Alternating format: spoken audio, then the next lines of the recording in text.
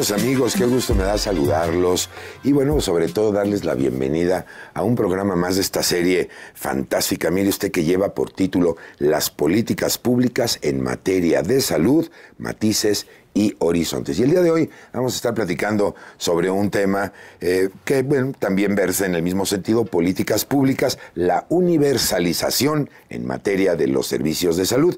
Queremos abordar pues los retos que tiene el Sistema Nacional de Salud en nuestro país en materia de la cobertura integral, el acceso, la calidad de los servicios que se ofertan, que se prestan. Todo esto lo vamos a estar platicando el día de hoy, así es que yo los invito a que se quede con nosotros, obviamente agradeciendo de antemano el privilegio de su atención y además para que establezca contacto con nosotros mismos. Ya las líneas de comunicación están apareciendo en su pantalla. Si usted prefiere mandarnos un correo electrónico o contactarnos a través de redes sociales para que le pregunte al experto que tenemos el día de hoy todo lo que usted quiera saber en materia de salud y sobre todo para que toda esa información la obtenga usted de primera mano, sustentada y con base firme y sólida, como es tradición aquí en Mirador Universitario. Así es que yo lo invito a que se quede con nosotros. Y bueno, para mí es un privilegio contar con este personaje que a continuación les voy a presentar el día de hoy, porque es un versado en el tema. Mire, me refiero al doctor Malaquías López Cervantes.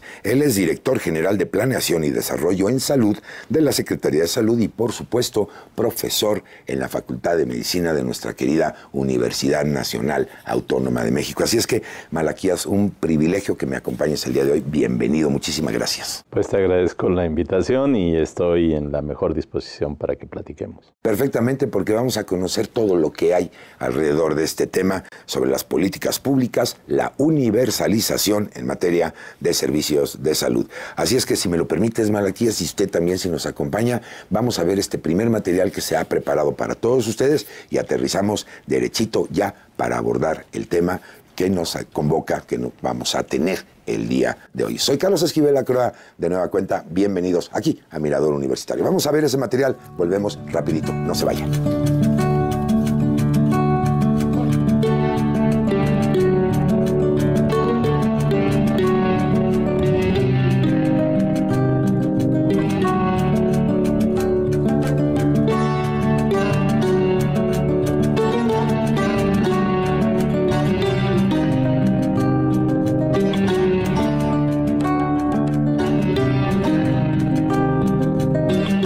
Se trata de una reforma estructural en materia de salud. Es indispensable que haya una reforma legal porque se tienen que atacar tres puntos esenciales: el diseño del sistema de salud, la forma en la que se va a financiar el sistema y, tercero, la supervisión de los recursos, de la transparencia, de la eficacia del sistema. El primer aspecto tiene que ver con que tenemos un sistema de salud pensado bajo otras reglas, otras condiciones económicas, sociales, políticas, etc. Entonces, lo que ahora se requiere es consolidar el sistema tan fragmentado que tenemos en un sistema nacional de salud efectivo. El segundo es que no podemos hoy financiar los retos que tiene la población mexicana en materia de salud con los impuestos actuales. Se requiere hacer efectiva la base gravable, se requiere cambiar el sistema de aportaciones porque se requieren más recursos. Y el tercero, que es muy importante, es cómo vamos a supervisar dos materias: la transparencia, es decir, evitar la corrupción y los malos manejos de los recursos públicos, y en segundo lugar, la eficiencia en lo que tiene que ver en el manejo, digamos, del sistema de salud. Entonces, estas tres condiciones son importantísimas, requieren una reforma legal que en su momento, en este sexenio, se había planteado, pero debido a las complicaciones políticas, y cuando decimos complicación políticas tiene que ver con la negociación con sindicatos, con empresarios, con los propios funcionarios gubernamentales, impidieron que se diera esta gran reforma en salud. Pero es indispensable para que el sistema no colapse y tenga viabilidad hacia el futuro.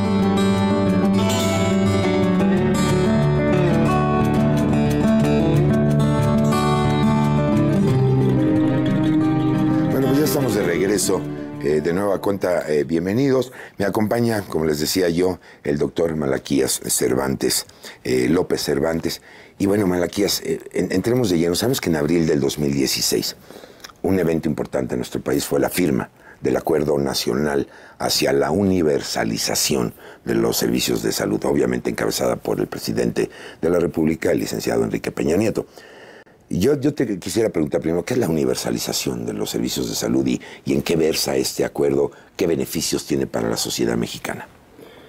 Bueno, Carlos, mira, tú sabes que tengo en realidad dos caretas, una es la de académico y otra cosa la de funcionario. Por supuesto. Con la idea de la vertiente académica, te diré que estamos ante la convergencia histórica de dos corrientes que misteriosamente se cruzan en este momento y nos llevan a este planteamiento de la universalización.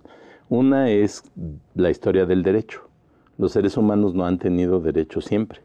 Esto es algo que surgió por ahí de la época de la Revolución Francesa, que se empezó a hablar de que todos somos iguales y todo eso, pero no se ha traducido a través de estos cientos de años en expresiones tan concretas como las recientes en las que hablamos de cuestiones como el derecho a la atención a la salud. Correcto. Es más, la Carta de las Naciones Unidas dice derecho a la salud, no a la atención a la salud. O a la protección de la salud incluso. O a la protección de la salud.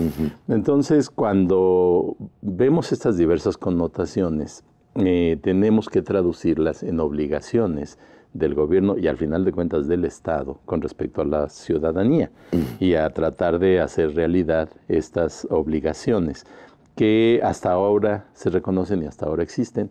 Entonces, si tú recordarás, la Secretaría de Salud se llamaba Secretaría de Salubridad y Asistencia. Esto significaba que trataban de mejorar el ambiente en general y de darle asistencia como una especie de misericordia, un acto de misericordia a quienes estaban en una situación de extrema gravedad o de pérdida de la salud. O de vulnerabilidad. O de vulnerabilidad o cuestiones por el estilo. Entonces hoy lo vemos distinto y tenemos que enfrentarlo de una manera distinta.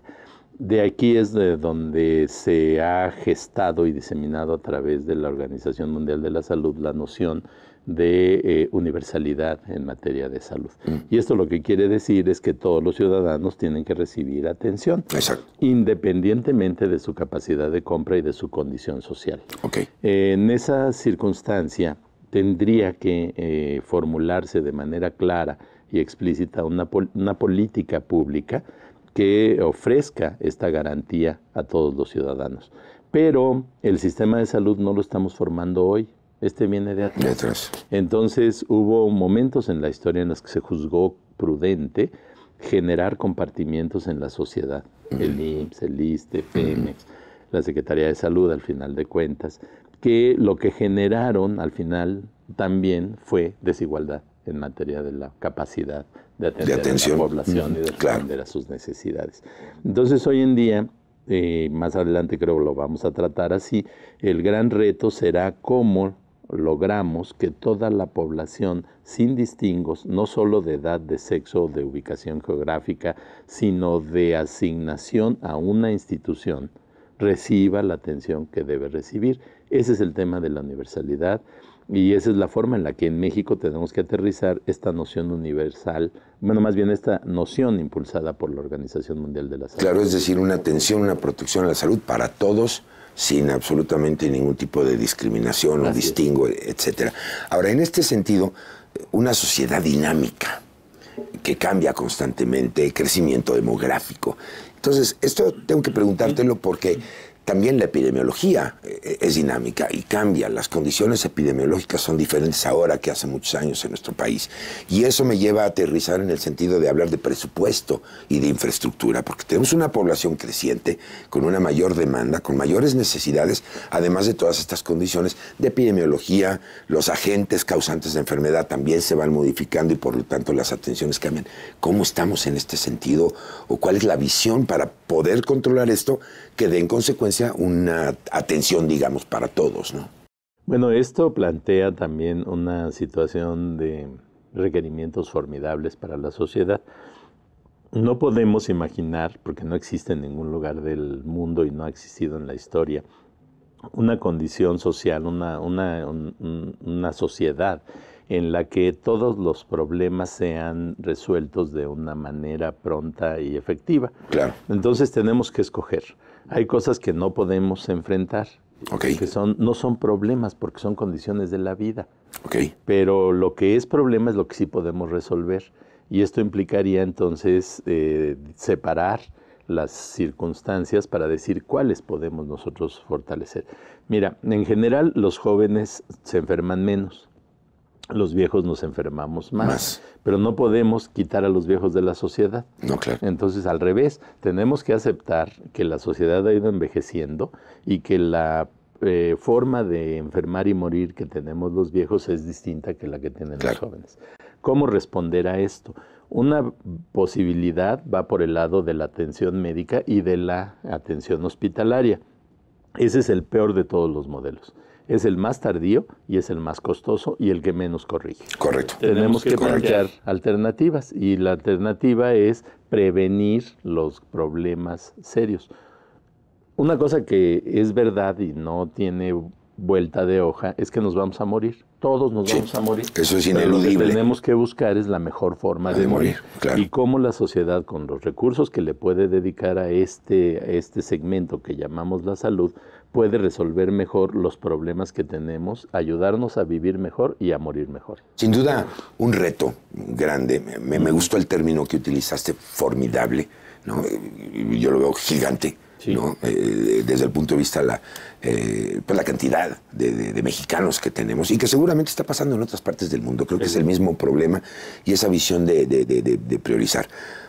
Vamos a tocar el tema también de que las condiciones epidemiológicas han variado porque también nuestro estilo de vida ha cambiado.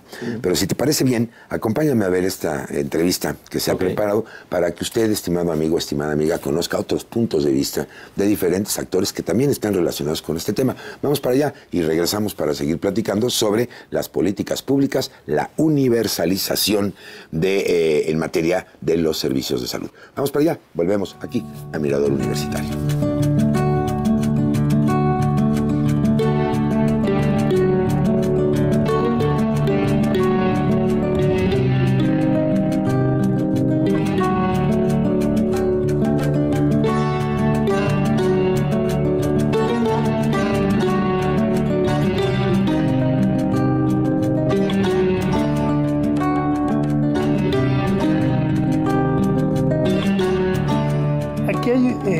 Aspecto muy importante que es un acuerdo positivo porque tiende hacia la universalización de los servicios de la salud, lo cual es algo absolutamente requerido por el sistema de salud, pero es un acuerdo absolutamente ineficiente, insuficiente. El problema está en que se requiere una reforma legal porque hoy las atribuciones de las distintas instituciones no permiten la coordinación de los recursos. Es decir, hoy lo que tenemos son varias instituciones que se superponen en los servicios, que tienen cuadros básicos distintos, que tienen distinto número de afiliados, distinta calidad, distinto acceso a tratamientos. Entonces, la universalización se vuelve algo bastante complicado. El acuerdo intentaba generar portabilidad del sistema de salud y de los servicios de salud. Y de alguna manera eso es algo positivo.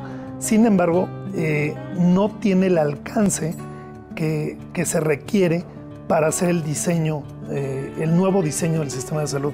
Hay un documento muy interesante que escribió el doctor Narro antes de ser secretario de Salud, que habla precisamente de la universalización de los sistemas de salud, del sistema de salud. Y si uno compara con el acuerdo que hace el presidente en este sexenio, es completamente insuficiente, como lo decíamos. No toca la parte financiera, no toca la parte de transparencia y rendición de cuentas, no toca la parte administrativa de hacer más eficiente los recursos y los servicios de salud.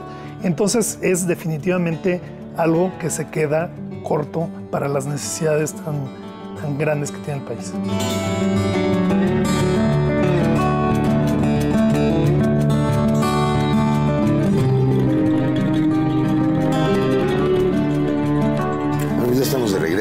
Si usted es tan amable y nos acaba de sintonizar, estamos platicando sobre las políticas públicas, la universalización en materia de los servicios de salud con el doctor Malaquías López Cervantes.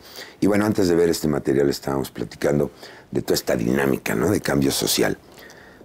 Los hábitos o la forma de vida también ha cambiado.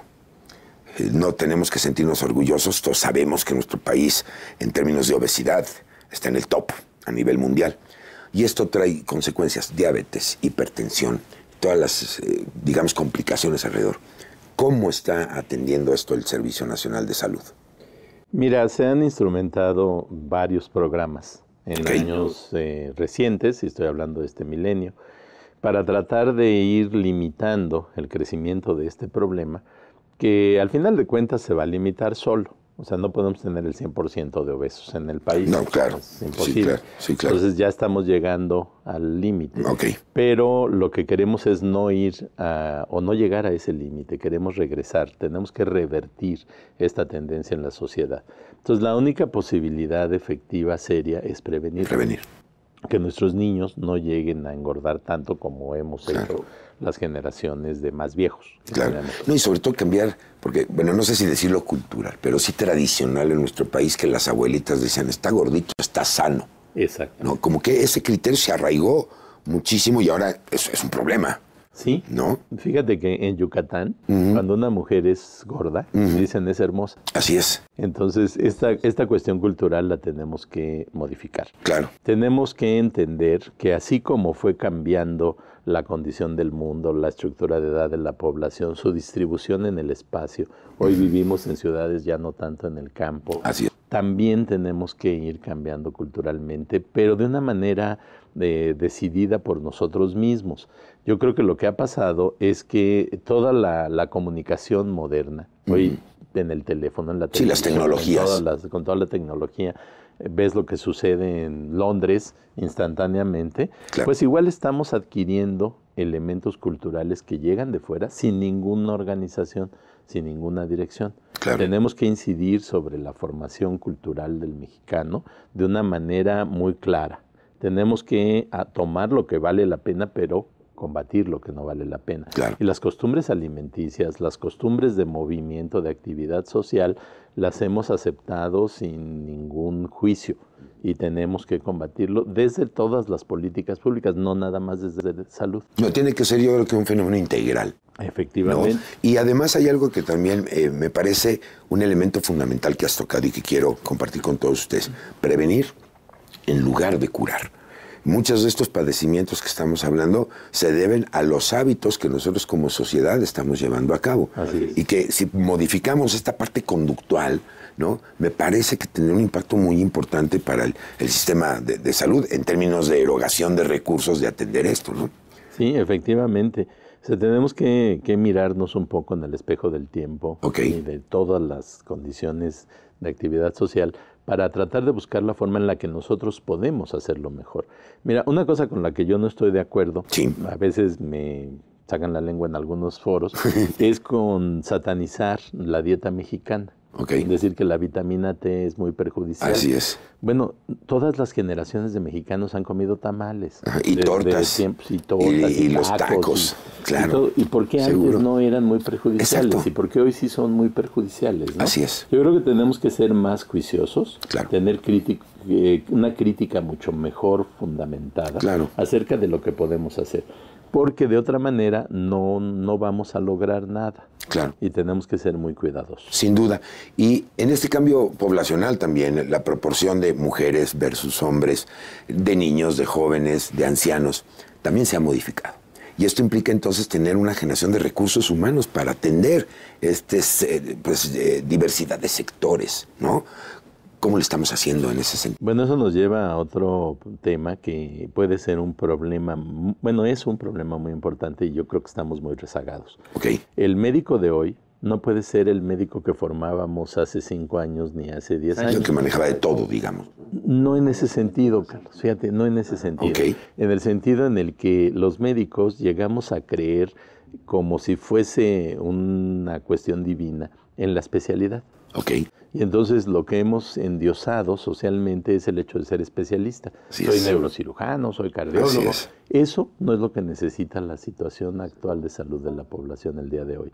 Pero tenemos que recuperar la imagen de un médico general que tenga prestigio social. Del médico familia. Precisamente por eso la pregunta, porque a veces me encanta el término. Endiosamos por el hecho de ostentar una especialidad y se nos olvidó la parte fundamental. Así es. Ese médico familiar, ¿no? Por llamarlo de alguna manera, que estaba ahí, que era el que atendía primariamente las necesidades de la familia, y ante alguna situación, bueno, recurres al especialista, y como que eso se ha revertido, Malaquías, como que ahora queremos ver al especialista en primera instancia y se nos olvidó la parte básica. Sí, y ahí está un problema cultural. Sin duda. O sea, nos duele la cabeza y queremos que nos vea un neurólogo. Exactamente, es absurdo, totalmente. Coincido, y seguramente usted, donde quiera que esté recibiendo esta transmisión, estará de acuerdo con nosotros. Yo lo invito, pregúntele a este personaje, y si me permite la expresión, a este monstruo del conocimiento en materia de salud, lo invito a que aproveche su presencia. Vamos a ver este material y regresamos rapidito para seguir platicando con el doctor Malaquías López Cervantes. Ya volvemos.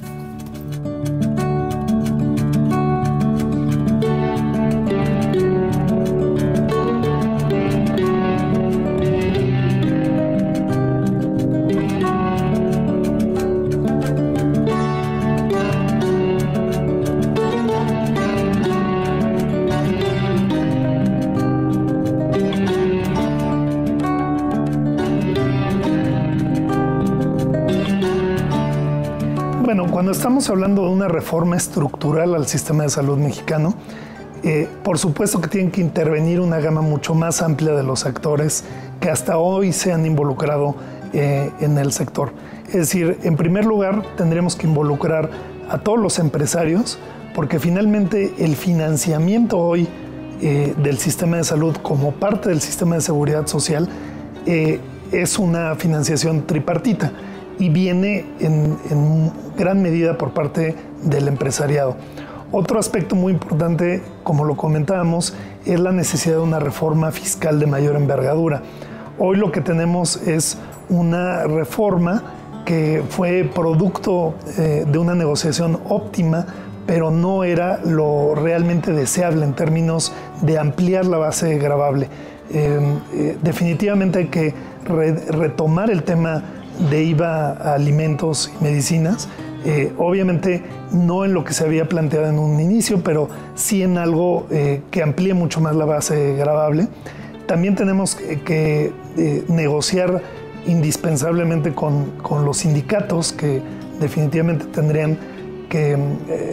esta reforma del sistema de salud pasa por una reforma de los trabajadores del sector salud.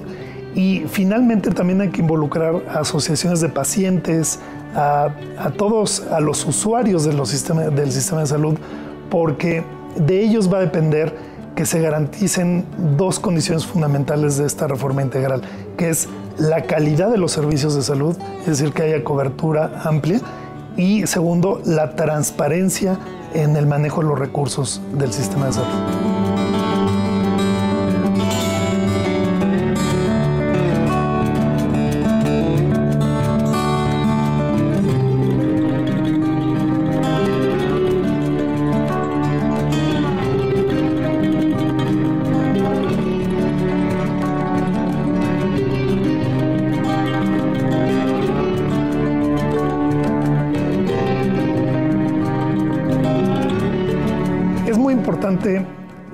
Señalar que la necesidad de hacer una reforma estructural en el sistema de salud tiene que ver con el cambio de paradigma que teníamos. Es decir, hoy por el cambio demográfico y epidemiológico, es decir, por una mayor carga financiera que implica las enfermedades crónicas no transmisibles, digamos, en el sistema de salud, es necesaria pensar en un nuevo esquema de refinanciamiento. Hay, desde los años 90, el esquema distributivo de los recursos ya no es viable, es decir, los afiliados a los sistemas de seguridad social ya no pueden soportar con sus contribuciones a las personas que requieren la atención, las pensiones etcétera, del sistema de salud. Entonces, en ese momento se requería una reforma urgente que no se dio, y hoy es muy importante que lo hagamos con el involucramiento de todos estos sectores, porque lo contrario estamos poniendo en riesgo el colapso del sistema de salud.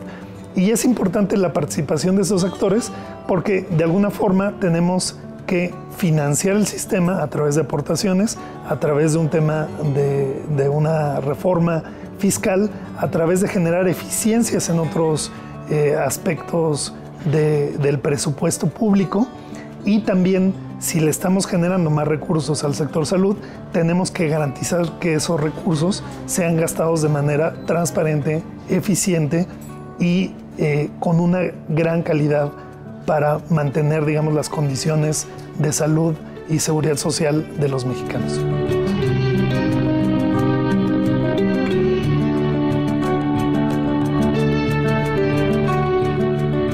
Pues ya estamos de regreso aquí a Mirador Universitario.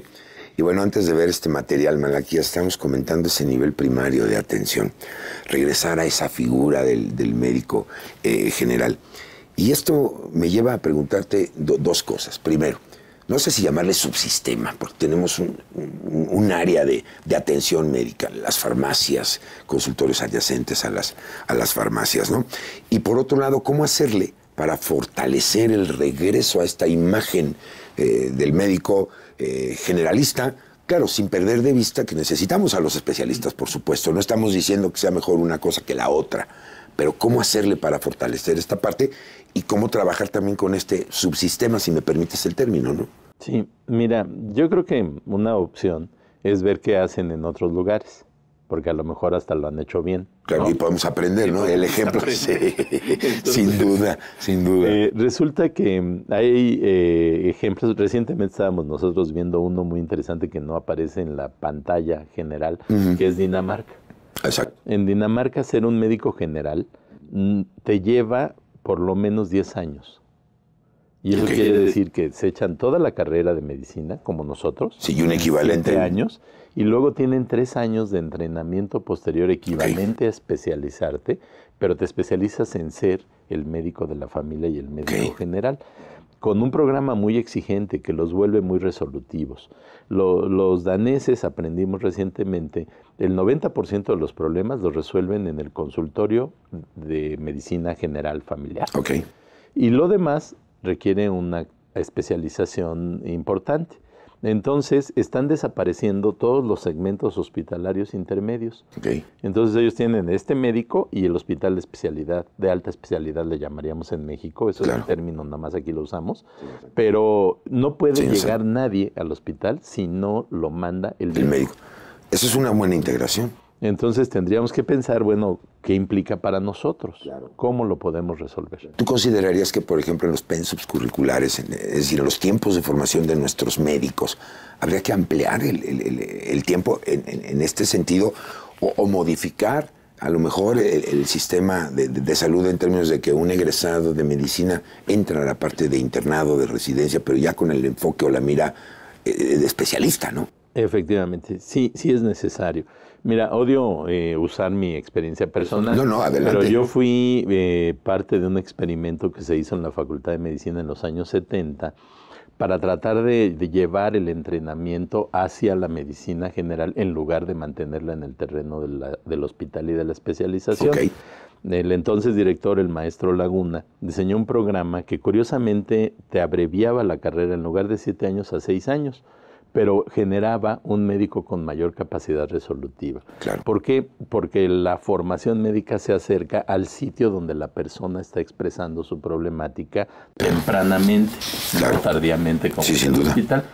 Pero la tendencia mundial es al revés, es alargar los años de entrenamiento, porque la medicina, con todo y que se ha especializado mucho, su capacidad ha crecido mucho.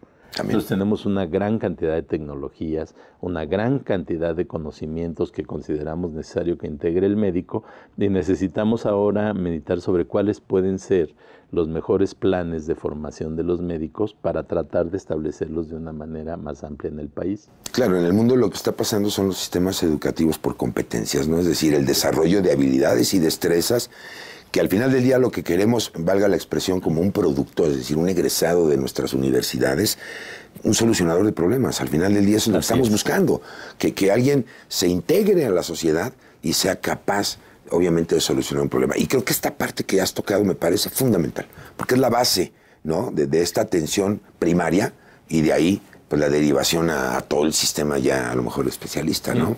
Y la caracterización del problema. Claro. Porque mira, en un diabético mi problema no es cómo le corto la pierna cuando ya se le... Claro, cuando ya tiene pie diabético, por ejemplo. Ya tiene pie diabético. Mi problema es cómo evito que tenga diabetes. Exactamente. Y ahí es donde tengo que buscar la diferente orientación de ese solucionador de problemas. Sí, a lo mejor tendríamos no quitar, pero sí controlar la vitamina T y una serie de hábitos, el ejercicio y bueno, qué sé yo, cuántas cosas. Pero bueno, el tiempo en televisión es inexorable y nos ha llegado el momento de ir a una pausa. Así es que yo te invito, vamos a rellenar el cafecito porque la plática está muy a gusto. Así es que yo lo invito a que se quede con nosotros. Soy Carlos Esquivel Acroa, vamos a una pausa y regresamos para seguir platicando sobre las políticas públicas, la universalización en materia de los servicios de salud. No se vaya, ya volvemos.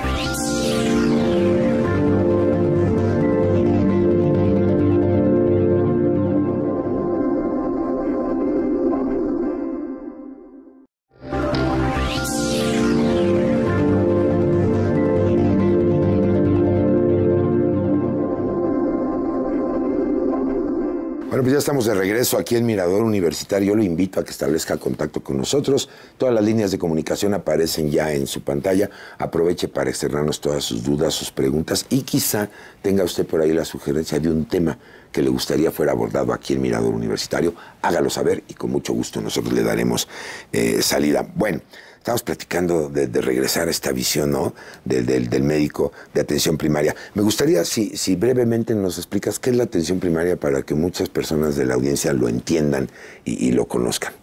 Bueno, mira, el concepto de atención primaria creo que es algo que un poco nos ha pasado de noche. La verdadera idea que hubo atrás de esta propuesta en los años 70 era que la salud no depende de la atención médica nada más.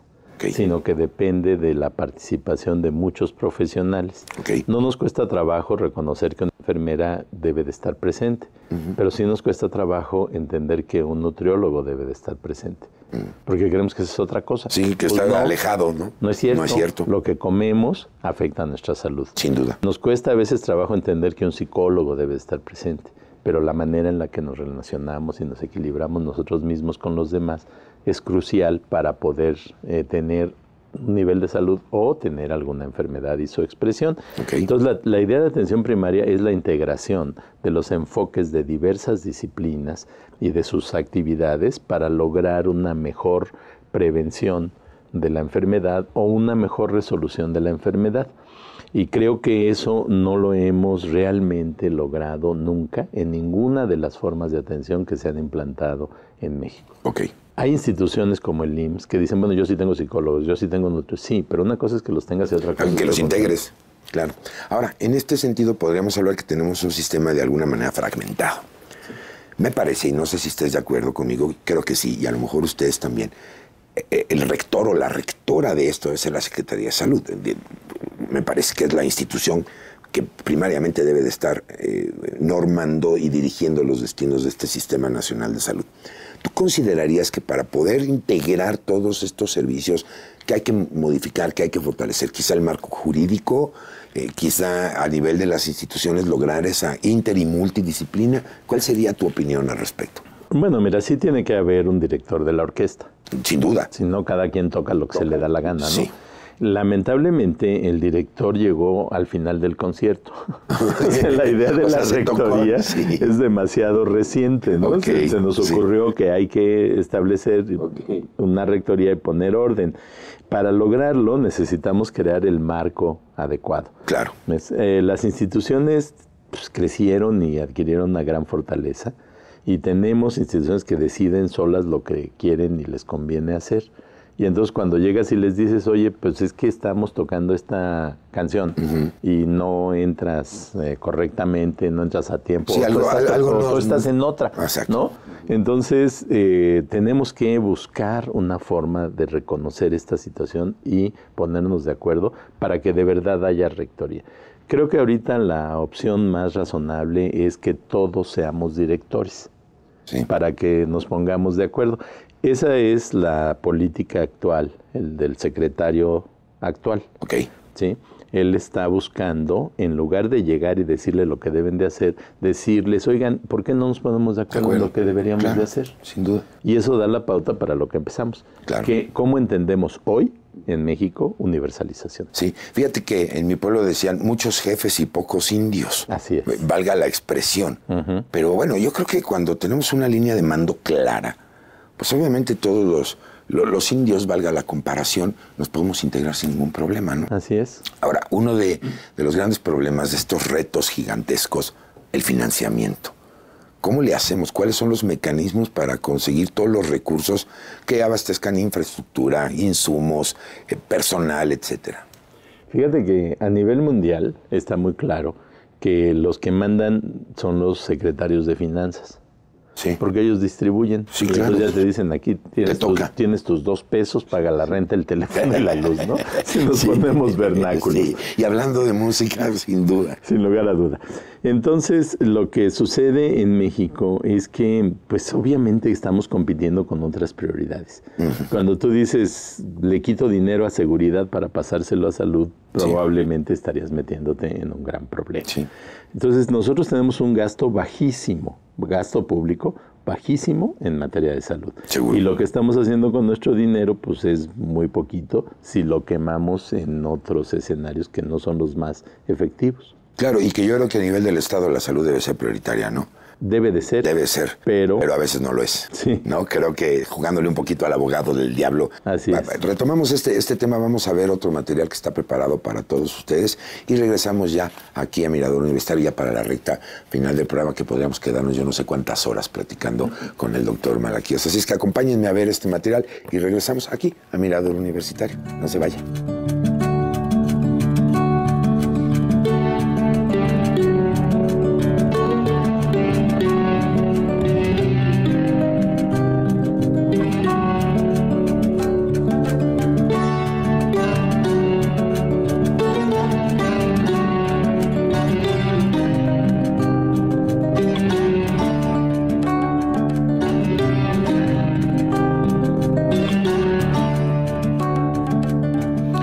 Me parece muy importante que si estamos hablando del diseño de un nuevo sistema de salud que sea sustentable, que tenga la participación de todos los sectores. En particular, la industria farmacéutica, la industria de dispositivos médicos, los propios prestadores de servicios de salud, los médicos, las enfermeras, tienen un rol muy importante. Son precisamente los médicos y los nuevos medicamentos, las nuevas tecnologías, los dos elementos que han generado verdaderas transformaciones en la prestación de servicios de salud. Es decir, depende de estos dos componentes el que haya curas, el que haya mejoras para la atención. Entonces, por supuesto que tienen que participar, no desde el punto de vista comercial, aunque esa es una aportación, pero sobre todo desde el punto de vista de cuáles son sus ideas sobre la sustentabilidad del sistema. Y aquí creo que ha habido un falso debate en donde se habla de la privatización del sector salud como si eso fuera el único debate que hay para la conformación del nuevo sistema. Por supuesto que tienen que intervenir todos los sectores, aun cuando tengan intereses comerciales, porque de ello depende que se pueda garantizar esta sustentabilidad en el sistema.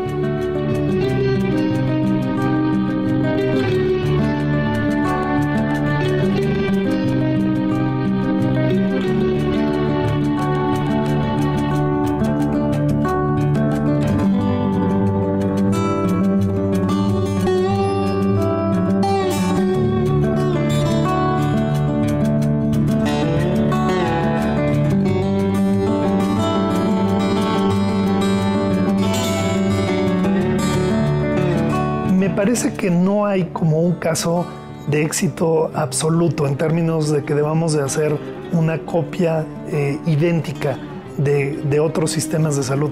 Lo que debemos de hacer es buscar en las experiencias positivas que ha habido en cuanto a este diseño. Por ejemplo, ¿qué elementos se necesitarían tomar? Hay varios modelos de acceso a nuevas tecnologías basados en éxito, por ejemplo, que deberían de utilizarse para la inclusión de nuevas moléculas dentro de los cuadros básicos de salud. Hay experiencias muy importantes respecto a la transparencia y participación de organizaciones de pacientes, también en los procesos de inclusión. Es muy importante también la participación del sector privado, del sector social, en la rendición de cuentas, en la vigilancia, en los observatorios, para garantizar que los servicios de salud efectivamente tengan calidad y haya un manejo eficiente de los recursos. Y finalmente, creo que es muy importante el hecho de que haya una mayor independencia del sector salud, del diseño del sector salud, de las decisiones de tipo financieras del Estado. Es decir, debemos de garantizar, independientemente de los recortes presupuestales, el que se mantenga un recurso especial para el sistema de salud, porque de ello depende la gobernabilidad y las condiciones de paz social que existen hoy en nuestro país. A veces se malentiende esto, se deja de lado y es muy importante considerarlo.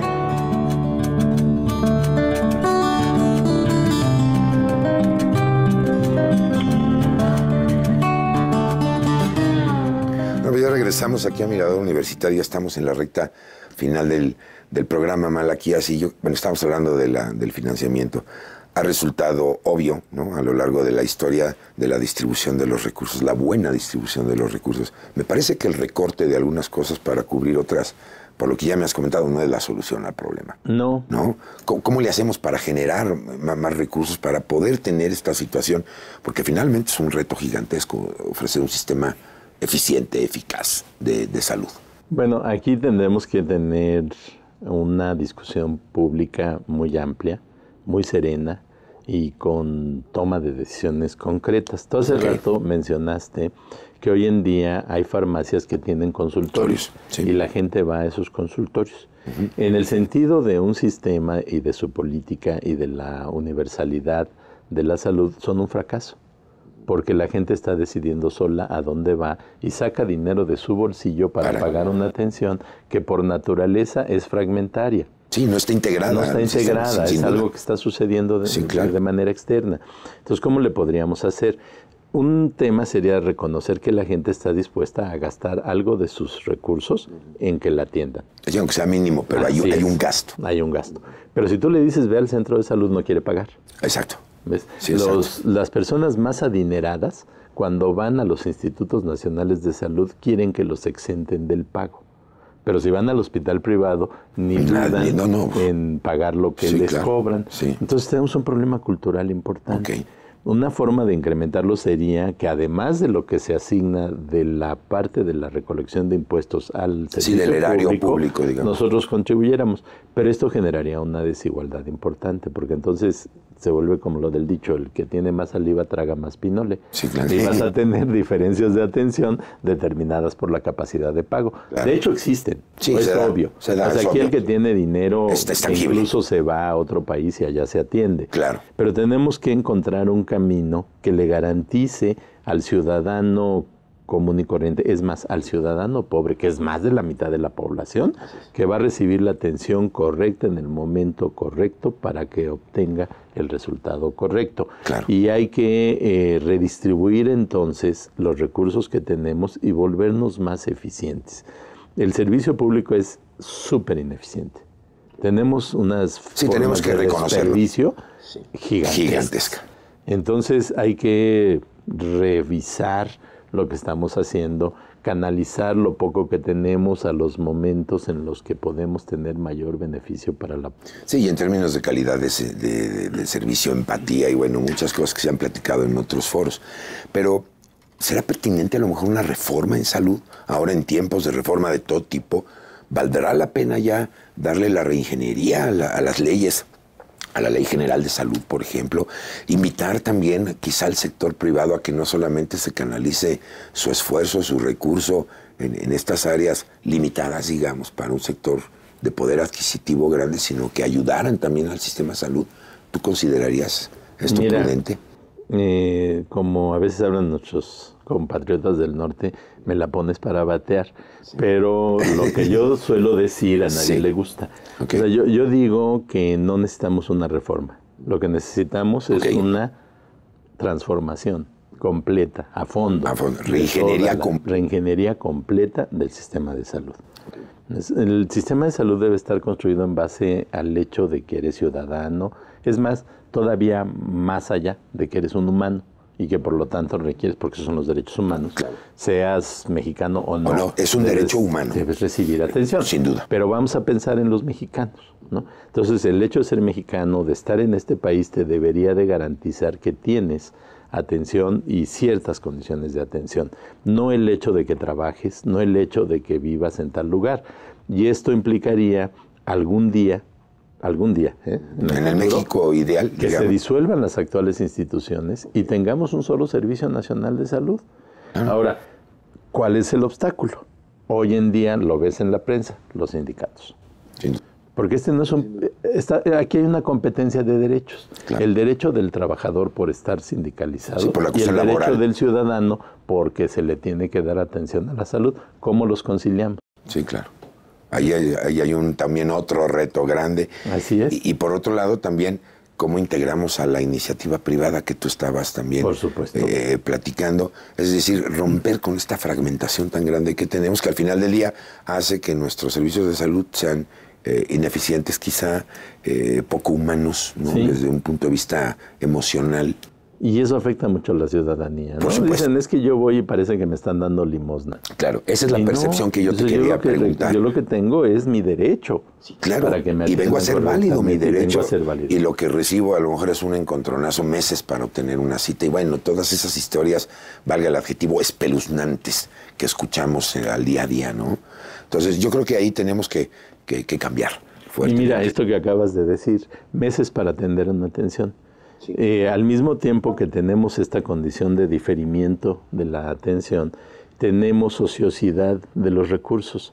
Si tú vas a los hospitales públicos, ves que en las tardes y en las noches no funcionan los tomógrafos. Ajá. Porque no hay personal en la tarde, en la noche, el fin de semana. Sí, claro. ¿no? Sí, claro. Y la persona puede estar esperando meses para que se le dé el servicio.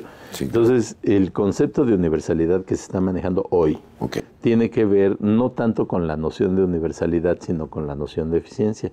Entonces ya ni siquiera lo llamamos universalidad, lo estamos llamando nada más intercambio de servicios. Si tú eres asegurado del IMSS y necesitas una tomografía y ahí enfrente en el hospital de la Secretaría de Salud te la pueden hacer, pues que te la hagan. Que te la hagan, claro. O sea, no porque sea otra institución no puedes entrar. Otra vez, ¿no? Esa interdisciplina, esa multidisciplina, y creo que el trabajo en equipo que oímos en los discursos siempre de que en México podemos trabajar en equipo, bueno, pues es hora de demostrarlo.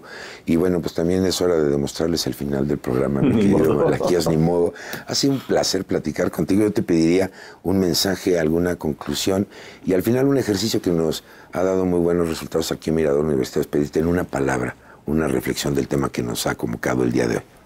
Mira, en una palabra, ahora sí me la pones muy difícil. Para batear. Pero yo diría que reflexionemos acerca de la responsabilidad que tenemos todos para que todos estemos mejor. Correcto. Y entonces eso se llama solidaridad. Perfectamente. Pues ahí está el mensaje. Por supuesto, agradecerte el que hayas hecho el espacio en la agenda. Ha sido un placer platicar contigo. Yo espero que ustedes, amigos, amigas, hayan disfrutado de esta plática tanto como yo, que hayamos aprendido de lo que es el sistema mexicano de salud, los retos que enfrenta. Y bueno, pues nosotros es tiempo de irnos. Por supuesto, agradeciendo a todo este gran equipo, a este staff que hizo posible la transmisión de este programa. Por supuesto, a la coordinación del posgrado de Derecho y sobre todo a usted por el privilegio de su atención. Es que yo lo invito a que nos siga en una emisión más de Mirador Universitario. Yo soy Carlos Esquivel Acroa, por supuesto agradeciendo el favor de su atención. Nos vemos, hasta la próxima.